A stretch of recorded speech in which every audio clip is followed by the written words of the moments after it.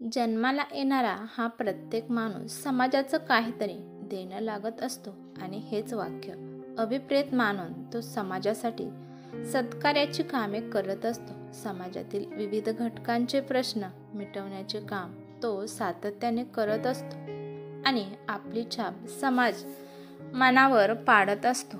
यातूनच एक सामाजिक कार्यकर्ता उदयास येत असतो. त्याच्या कार्यामुळे समाज त्याला पुढारी ही पदवी प्रदान करण्यास मागे पडत नाही. समाजकार्य करणारा कार्यकर्ता गावचा सरपंच झाला तर ते काही विशिष्ट आणि वेगळं काही नाही. हीच तर समाजानं त्याच्या कामाची दिलेली पोचपावती म्हणावी लागेल. असाच तळमळीचा आणि कर्तृत्ववान कार्यकर्ता सरपंच ज्ञानेश्वर याच्या जीवनाशी निगडीत ही कहाणी थोडीशी स्पष्ट, थोडीशी अस्पष्ट, पण आहे ही वास्तविकतेची किनार असणारी. ज्ञानेश्वर तसा हुशार आणि तळमळीचा कार्यकर्ता, प्रत्येक हाकेला ओ देणारा आणि प्रत्येकाच्या मदतीला धावणारा असा हा त्यांचा कार्यकर्ता होता. त्यामुळे गावात त्याच्या नावाचा तसा दबदबा निर्माण झाला होता. एक प्रेरणादायी कार्यकर्ता म्हणून लोक त्याच्याकडे पाहत होते. गावात यावेळी मात्र इतकं तन्मयतेनं काम करणारा दुसरा कोणी व्यक्ती नव्हता. त्यामुळे गावानं ज्ञानेश्वरला पंचायतीच्या निवडणुकीत उभा केलं आणि निवडूनही आणलं. फक्त निवडून आणलं नाही तर गावचा सरपंच हा मानाचा बहुमानही बहाल केला. त्याने आत्तापर्यंत केलेल्या कामाची पोचपावती असेल किंवा त्याच्या मदतीला दिलेला हात असेल, पण प्रत्येक व्यक्तीला वाटत होतं की ज्ञानेश्वर सरपंच असावा आणि झालाही. ज्ञानेश्वरच्या हाताखाली गावगाड्याचा संसार अतिशय सुंदरपणे चालू होता. पण चांगल्या चालणाऱ्या गावगाड्यात विघ्न जर आलं नाही तर ते गाव तरी कसलं? जितका माणूस मोठा तितके त्याचे शत्रू अधिक असं म्हणतात ते बरोबरच आहे. गावात अशी प्रगती होत होती तशा वादविवादाच्या फैरी ही झडत होत्या. त्यात शेतीचा वाद, जमिनीचा वाद, राजकीय वैमनस्य यातून अनेक वादविवाद घडत गेले. चांगलं चालणं किंवा एखाद्याची भरभराटी होणं ही फार चांगली गोष्ट आहे, पण हे सर्वांना बघवणं दुरापास्त आहे. असंच राजकारणात आणि समाजातही होत असतं. ज्ञानेश्वराचं सर्व काही ठीक चाललं होतं आणि गावगाडा हाकत असताना अनेक विरोधकही निर्माण झाले होते. हा संघर्ष धगधगत होताच. यातच गावच्या ग्रामपंचायतीची ग्रामसभा आयोजित केली होती.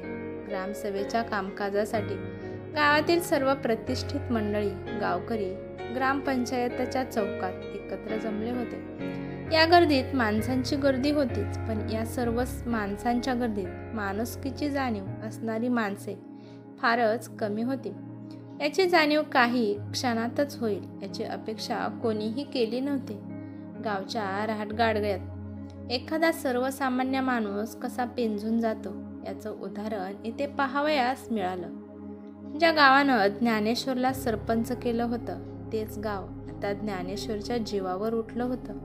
त्याचा जणू जीवच घ्यायच्या प्रयत्नात होते. गावच्या चौकात ग्रामसभा चालू असताना सभेत जमिनीच्या वादातून दोन गटात शाब्दिक चकमकीच्या फैरी झडल्या. शब्दांना जशी धार चढत गेली तशा अनेक मनांच्या चिंधड्या होऊन लागल्या. अनेकांच्या वर्मावर आपसूक घाव बसू लागले आणि यातूनच शब्दांचं चालू झालेलं युद्ध शस्त्रांच्या साहाय्याने लढलं जाऊ लागलं. बघता बघता अनेकांनी सरपंचांना अक्षरशः बेदम मारहाण केली. रक्ताच्या थारोळ्यात पडलेल्या ज्ञानेश्वरला कोणीतरी वाचवावं, जमलेला घोळका फोडून कोणीतरी आत शिरावं आणि सर्वांना एक झटक्याशी बाजूला सारत त्याला बाहेर खेचावं, हे क्रम प्राप्त होतं. पण कोणीही पुढे येत नव्हतं. सर्वांनी बघ्यांची भूमिका करणं पसंत केलं होतं आणि बघता क्षणी ज्ञानेश्वरच्या डोळ्यासमोर बार भरलेली बंदूक आली. काठ्या कुऱ्हाडी आल्या. सर्व हाहाकार माजला. आता रक्ताची होळी खेळणार काळाच्या जबड्यात. ज्ञानेश्वर लुप्त होणार असं चित्र काही क्षण निर्माण होतं न होतं तोपर्यंत सर्व माणसातून एकच आवाज आला, राघव दादा, याला वाचवलं पाहिजे. बाबासाहेब म्हणाले, भगवान शंकर महादेवानं आपला तिसरा डोळा उघडावा आणि समोर चाललेला अन्याय एका कटाक्षात संपून टाकावा. जणू काही त्याचं आविर्भावात दादा पुढे गेले, सर्वांना बाजूला सारत ज्ञानेश्वरवर हात घातला आणि त्याला बगलेत घेऊन म्हणाले, जर कोणी याला हात लावला तर याद राखा, एकटा बघून याचा जीव घेताय होय रे. असं म्हणतच सर्व घोळक्यातून ज्ञानेश्वरला दादांनी बाहेर काढलं. यातच त्यांच्या पंचा टार करणं फाटत गेला. पण खाली न बघता त्याला बाहेर काढून पाराच्या काट्यावर बसवलं आणि जणू सर्वांना आव्हानच केलं की याला गोळी घालण्या अगोदर मला गोळी घालावी लागेल.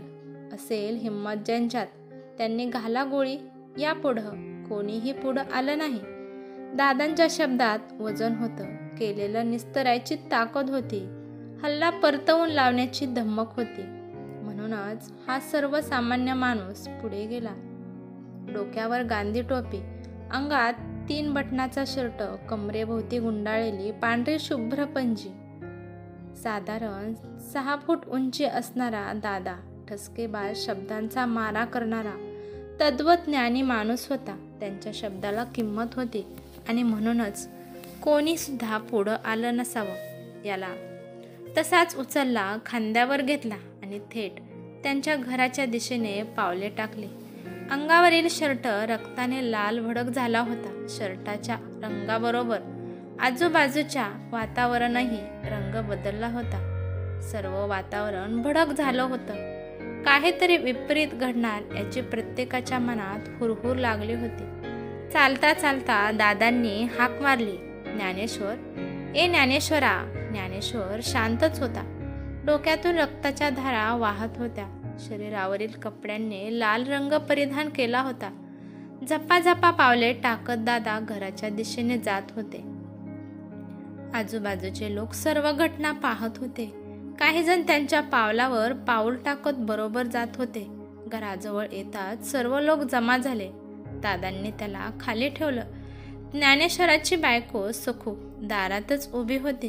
दादा म्हणाले, हा घ्या तुमचा मालक. ज्ञानेश्वरला बघताच सखूच्या चेहऱ्यावर अशांतता पसरली. डोळ्यातील पाण्याच्या थेंबाने धारेचे स्वरूप धारण केले.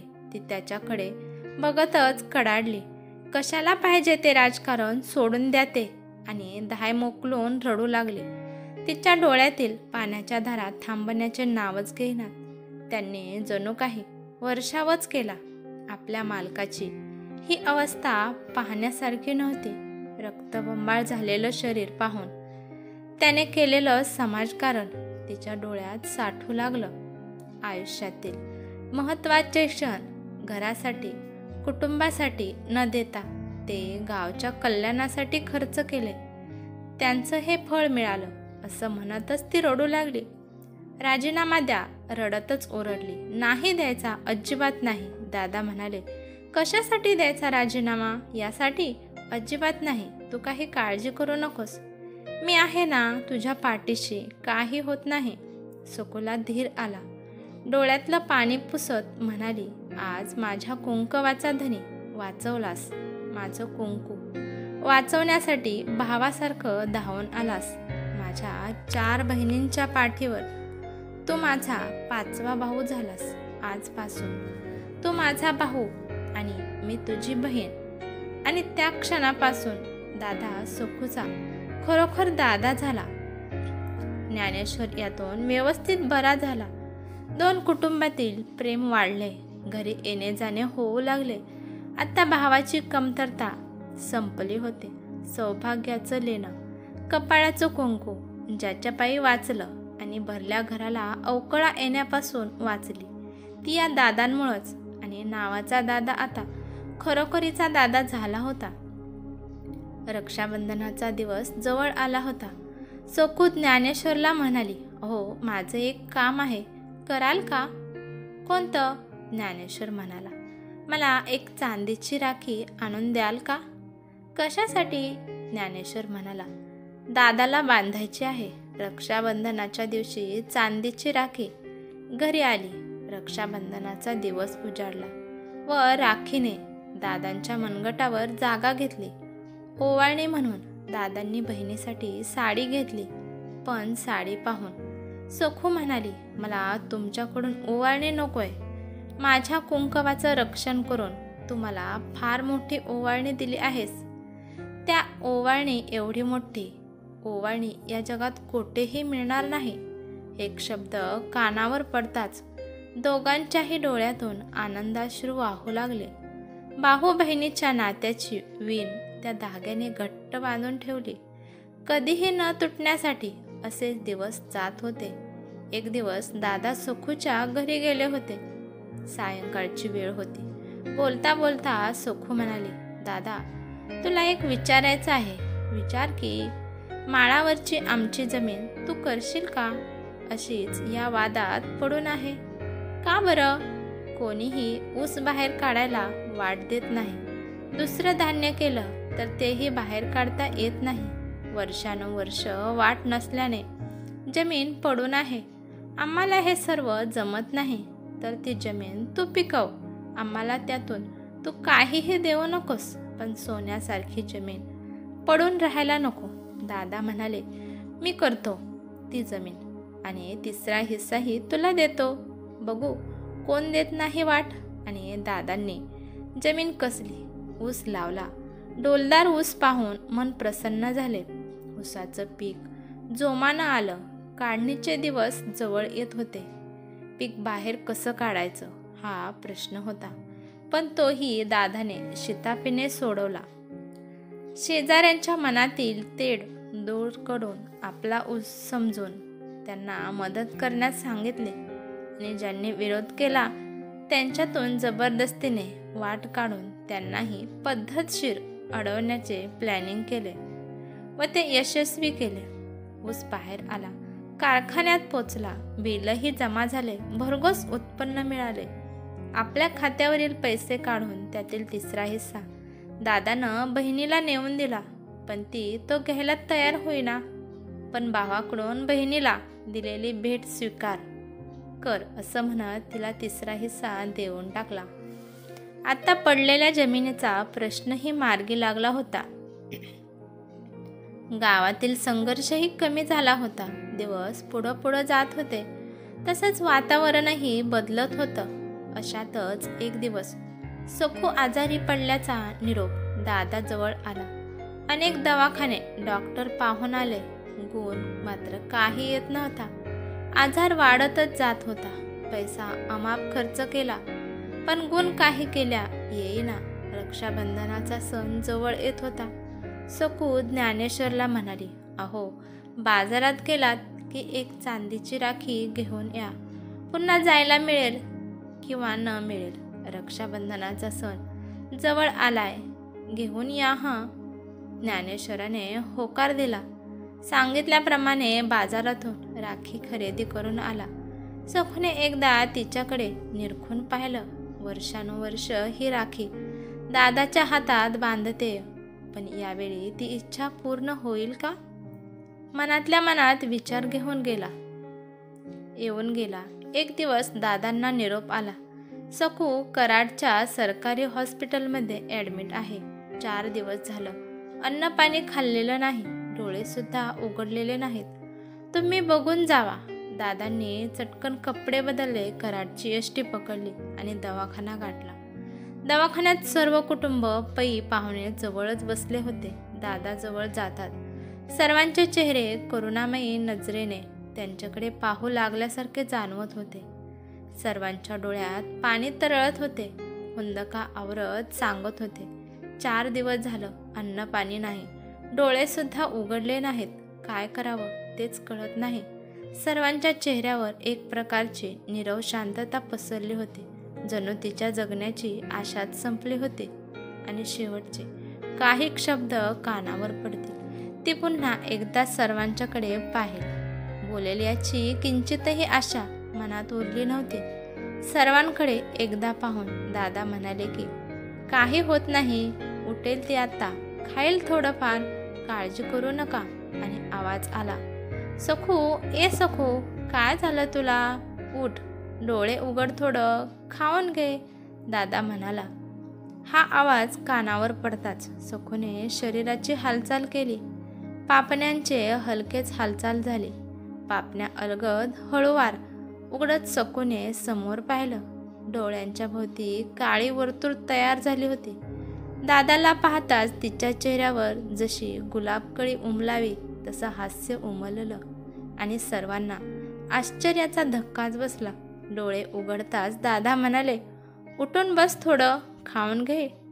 तिने हालचाल करताच तिच्या मानेभोवती हात घालून दादांनी अलगद उशीचा तक्का देऊन बेडवर बसवली.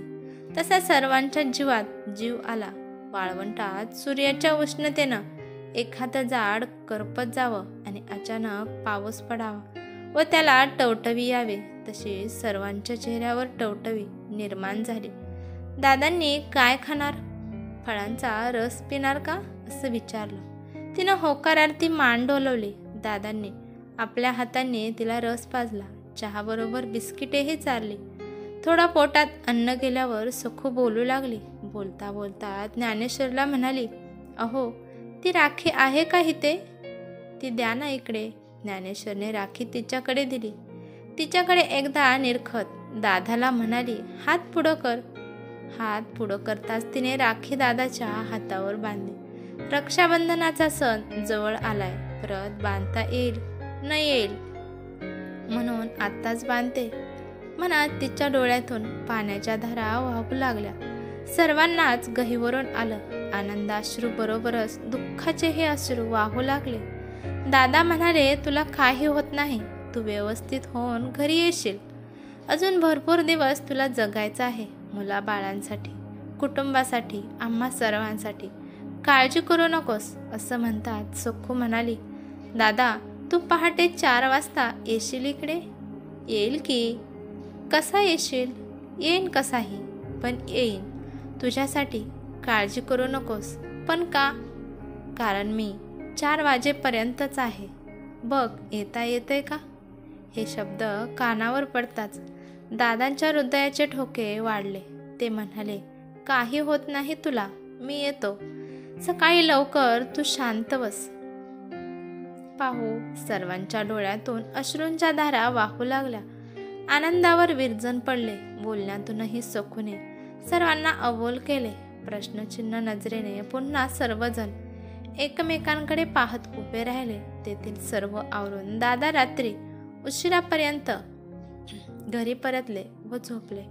पण झोप काही केल्या लागेना. सतत कानावरती तेच शब्द पडत होते. उद्या पहाटे 4 वाजेपर्यंत येशील ना? मी तोपर्यंतच आहे. कुशीवर कुस बदलत होती, पण झोप काही केल्या लागत नव्हती. रात्री 2 वाजता उठून आवराआवर करून दादांनी दवाखान्यात जाण्याची तयारी केली. दवाखाना गाठला. पहाटेचे 4 वाजले आणि वेळेप्रमाणे बहीण भावाला कायमचं सोडून गेली. आपली कायमची आठवण देऊन चांदीच्या राखीची ही शेवटचीच राखी आठवणीचं घर काळजात कोरून ठेवून गेली कायमचीच. माणसाला मरणाची वेळ कळत नाही असं सर्वजणच म्हणतात, पण वेळ बजावून सोडून जाणारी बहीण पाहिल्यावर मात्र मरण समोर दिसतं. हे वाक्य खरोखर पटतं. माणसाचं जीवन म्हणजे हा एक पाण्याचा बुडबुडा आहे. ही कथा तुम्हाला कशी वाटली ते मला कमेंट करून नक्कीच सांगा. कथा आवडली असेल तर लाईक शेअर नक्की करा. चॅनलवरती नवीन असाल तर चॅनलला सबस्क्राईब करा. धन्यवाद.